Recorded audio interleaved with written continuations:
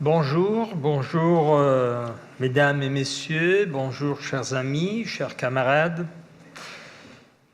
C'est à moi d'introduire la deuxième table ronde. Et je pense aussi que les participants ils pourraient venir avec moi, mais ils sont en train d'arriver. Et excusez-moi, parce que dans ces débats si élégants, je vais proposer mon français, ce n'est pas du tout à l'auteur du débat.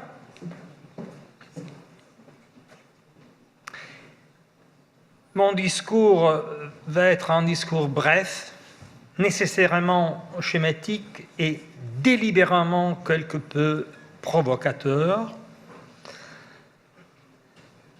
Ailleurs, qu'est-ce que c'est ailleurs?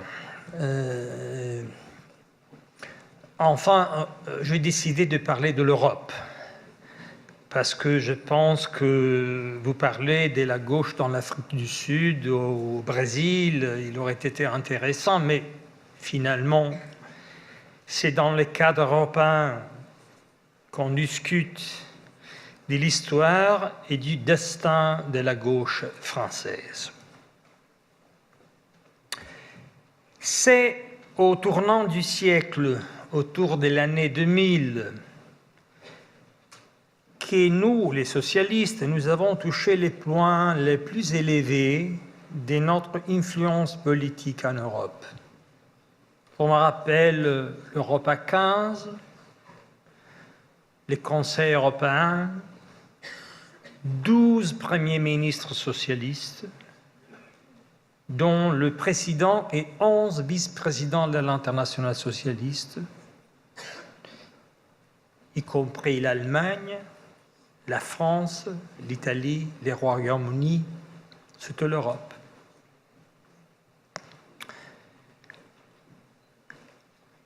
Après, dès les débuts du nouveau siècle, dans la dernière quinzaine d'années, on a assisté à un déclin du socialisme européen. Cela ne signifie pas qu'on n'a pas eu des gouvernements de gauche ou des centres-gauche, mais toujours dans le cadre d'une prévalence du droit. Pas seulement pour le nombreux gouvernements de droite, ça veut dire dans le cadre des conseils européens dans lesquels la droite a toujours eu la majorité, mais plus profondément encore, dans le cadre de l'hégémonie, excusez-moi pour ce mot que je prends de Gramsci, l'hégémonie d'une vision néolibérale de la mondialisation et de ses conséquences en Europe. Cette vision néolibérale a imprimé sa marque à la construction européenne même, y compris les règles et les traités qui ont caractérisé l'histoire de la monnaie unie européenne. Austérité, flexibilité du marché du travail, modération salariale, réduction des prestations de l'État-providence. Ça, c'était pas seulement un choix politique, mais la conséquence des règles européennes. C'était la fin du modèle social-démocrate auquel la gauche, même quand elle était au gouvernement, n'a pas été en mesure de remplacer une autre voie, d'autres moyens pour garantir la justice sociale et la réduction des inégalités.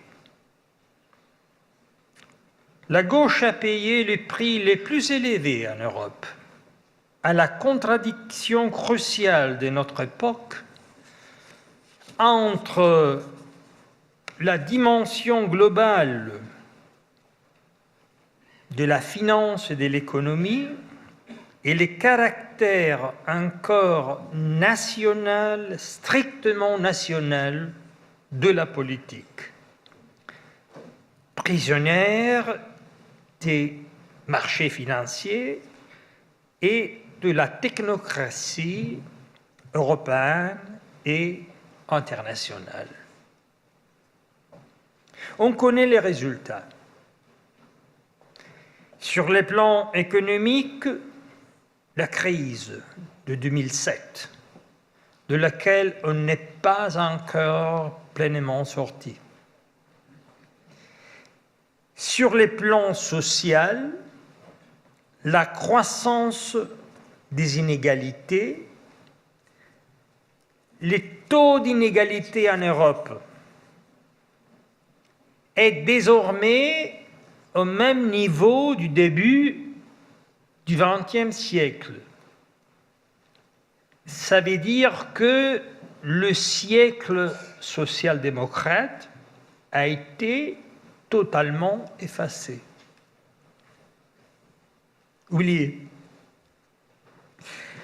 Et la croissance même de la pauvreté dans les sociétés riches de notre continent. Mais sur les plans politiques, quelles conséquences on a eues? Je pense que la conséquence qu'on est en train de voir clairement, c'est les changements profonds de la scène politique européenne. Tout au cours d'une longue période historique, la politique européenne a été centrée sur le contraste et l'alternance au pouvoir entre la gauche et la droite, le travail et les capitales. Cette bipolarisation de la vie politique est finie. Ça n'existe presque plus dans aucune société européenne. La réalité, c'est la fragmentation politique, la pluralité des partis, des mouvements, et au moins deux autres cleavages, ça veut dire breakline, fractures, se sont introduites dans la réalité politique. La fracture entre l'establishment, y compris la gauche, qui représente une partie de l'establishment, et l'anti-establishment, et la fracture entre les pro-européens et les anti-européens. La politique traditionnelle dont nous sommes une composante, la politique qu'on appelle démocratique d'un côté, et les populismes, juste les pluriels, parce que c'est un mot très ambigu, les populismes de l'autre côté, parce qu'il y en a à droite, à gauche. Et de plus en plus, les partis traditionnels se présentent comme une forteresse assiégée, pas seulement par les partis populistes, mais par les mouvements sociaux, par les mouvements de jeunes, par le refus de la participation politique, par l'esprit antipolitique diffusé parmi les citoyens.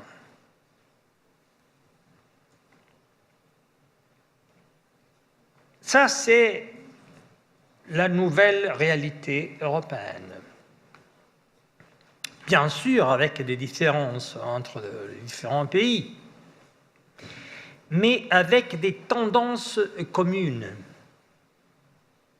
Quel est le risque pour les socialistes dans ce cadre?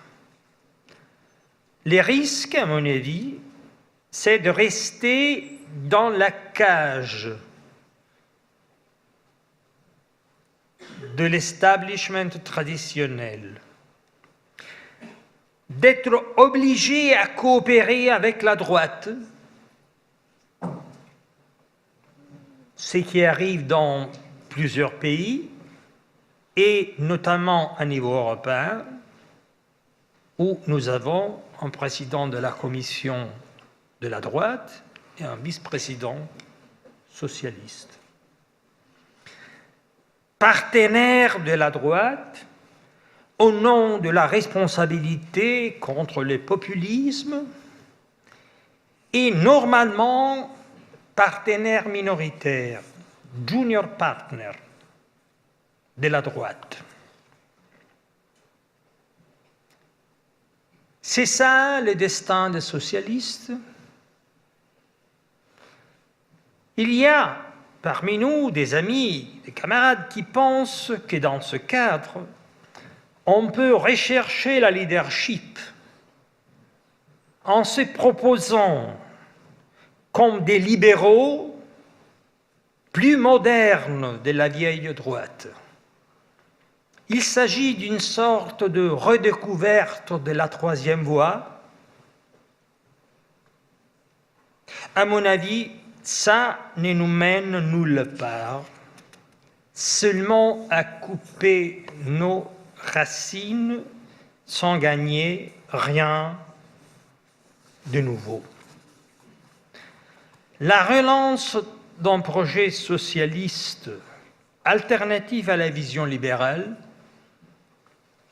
à niveau européen, c'est, à mon avis, la seule voie pour sortir de la crise. Ça, c'est un paradoxe, ça déjà existe dans la pensée économique. Si je pense à nos universités, où la pensée néolibérale était dominante, aujourd'hui, de Anthony Atkinson à Joe Stiglitz, à Thomas Piketty, à Krugman, Mazzucato, il y a une nouvelle pensée.